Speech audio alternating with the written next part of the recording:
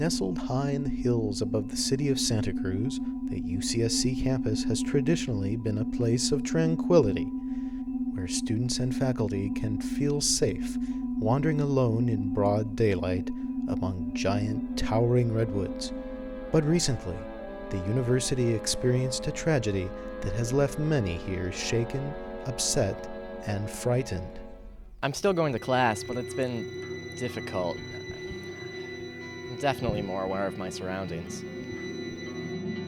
This past quarter, I've really just been taking the shuttle everywhere. I mean, I'm really just don't want to walk, and I mean, I really just don't want to die either. I can never look at the school mascot in the same way again. I get nightmares. What happened here on the 1st of April, 2007, shocked and bewildered the entire community. UCSC junior Stephen Trampowitz was walking along this trail alone at about 4:30 in the evening when he became the first student ever killed by a banana slug.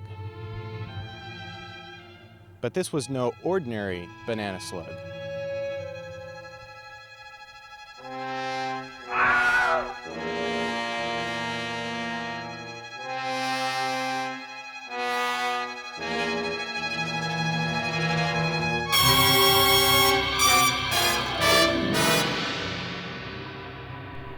Despite the somewhat unusual circumstances of Trampowitz's death, the story barely registered in the campus student paper, City on a Hill Press, and was tucked away in the corner as a cursory blurb in the news briefs section of UCSC Currents Online. The article claims a preliminary autopsy concluded that the slug that killed Stephen Trampowitz was at least 25 feet long and weighed in the neighborhood of 3 tons. The Independent Truth Investigation Group spoke with Trampowitz's former biology teacher, Mr. Gordon, to try to understand why this particular slug targeted Stephen. Could you state and spell your name for the full record, please? Am I under oath? No, please continue. Dr. Paul Gordon, Paulgordon.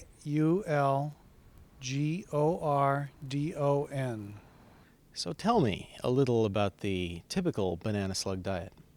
Banana slugs are detrivores. Ah, I see. They eat the detritus from the forest floors, things like dead leaves and berries and animal droppings and the like. Where do humans fit into this diet? Humans? Mr. Gordon, is it possible that the slug simply mistook Stephen for a large animal dropping?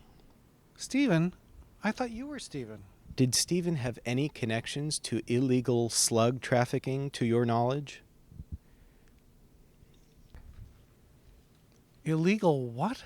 Professor Gordon, do you have any idea why Stephen would have been targeted, or was he simply in the wrong place at the wrong time?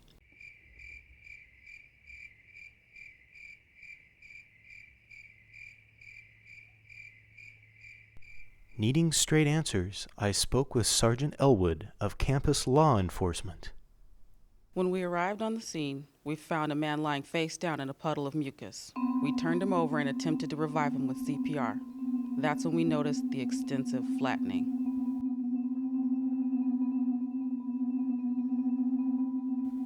A coroner's report later determined that this individual sustained extensive internal injuries.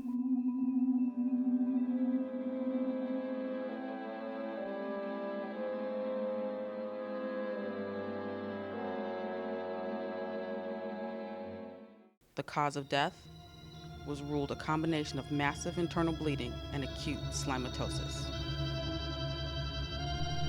Today, students are still using extreme caution when walking campus grounds. Yeah, I'm keeping my eyes peeled for slugs of unusual size. What about mountain lions? There are mountain lions here?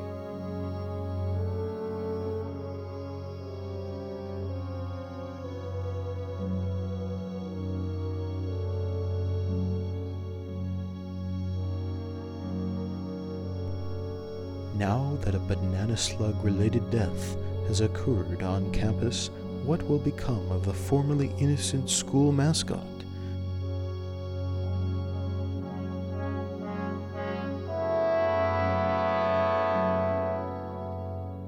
Opinions are decidedly mixed. I think he should be retired. Well, I think they should keep it, but kind of afraid to leave my dorm, you know? They should replace it with a mongoose or a lion or a snake, something less menacing, you know. Should the school mascot, the banana slug, be replaced?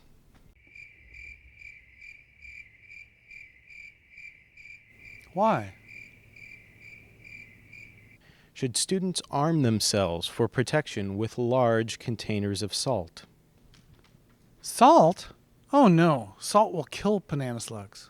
But isn't that the objective? If you're demented, why would you want to do that? I'm sorry, I should have shown this to you earlier. This is why. As a vendetta against a species that will stop at nothing, short of mutation, to usurp humanity,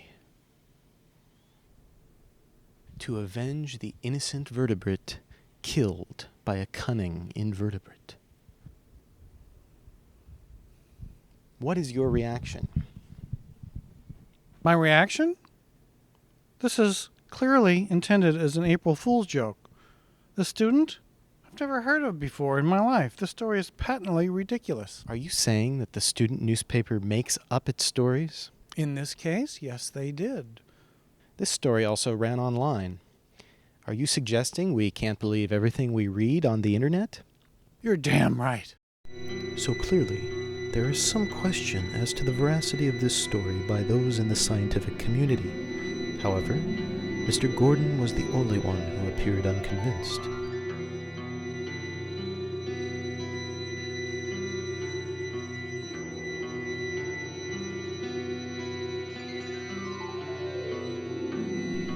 Others are quick to corroborate the story.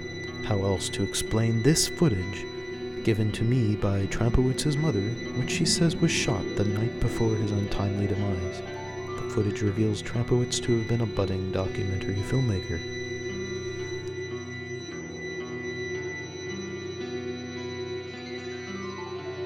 He told me he was going to be spoofing the Blair Witch Project.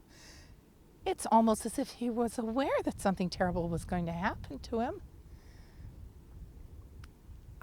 He was such a wonderful son. I can't imagine him going out that way. I hope he didn't suffer a long and protracted death. Come to think of it, my cousin died the same way.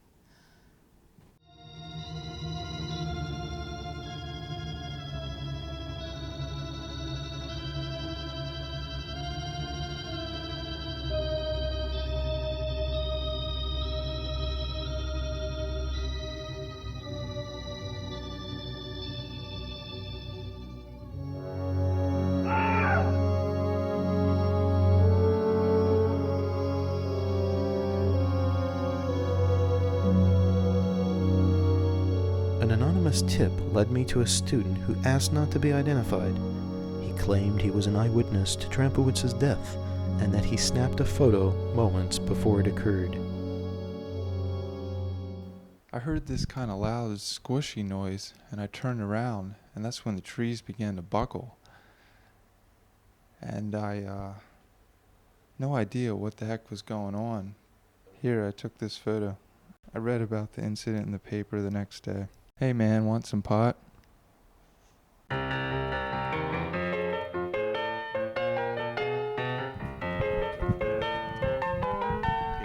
Recording? Let's see if we can talk to these people over here. See what they... Excuse me, ma'am. Ma'am, can I get a word with you? Do you know anything about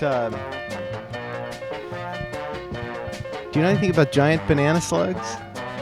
By any chance?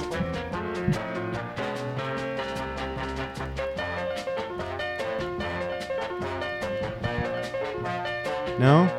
I'll take that as your silence as a no. Have you seen any unusual slug activity? Hello? Do you speak English? Are you from around here?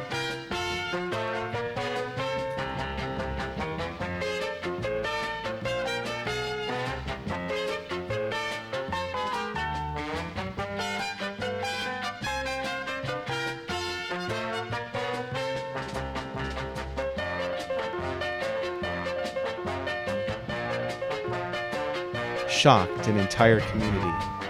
USC. USC. I can't say it. When he became the first USC student. When he became the first UCSC student. When he became the first UCSC junior student. Shocked and bewildered the entire community.